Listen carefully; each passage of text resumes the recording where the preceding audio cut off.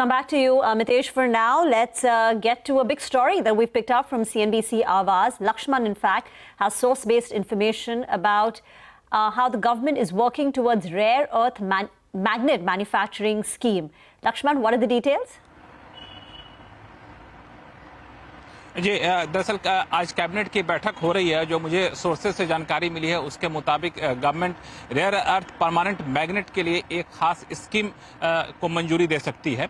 ये स्कीम दरअसल ये प्रोडक्शन लिंक्ड इंसेंटिव के लाइन पे होगा, जैसे अलग अलग सेक्टर के लिए सरकार ने इंट्रोड्यूस किया है।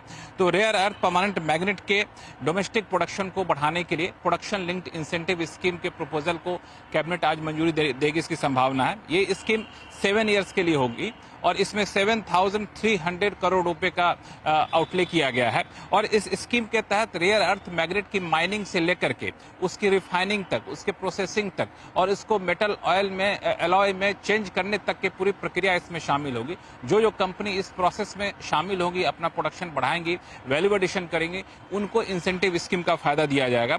और ये बता दूं कि गवर्नमेंट का टारगेट ये है कि इस रेयर अर्थ मैग्नेट के डोमेस्टिक प्रोडक्शन को सालाना ईयरली 6,000 टन पर ईयर तक पहुंचाना है, उस कैपेसिटी को जनरेट करना है।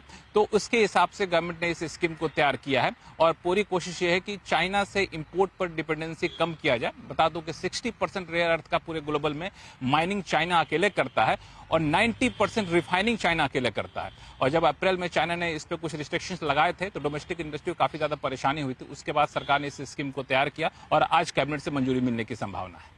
Thank you, Lakshman Ji. So, big manufacturing push likely to come from the cabinet as it meets later today to turn India from a rare earth magnet importer to become a fully self-reliant producer. Sudeep Bandyopadhyay is now joining in. Sudeep, you can see some of these stocks like a GMTC. That's the one where you can see the biggest impact. That's up close to about 7%.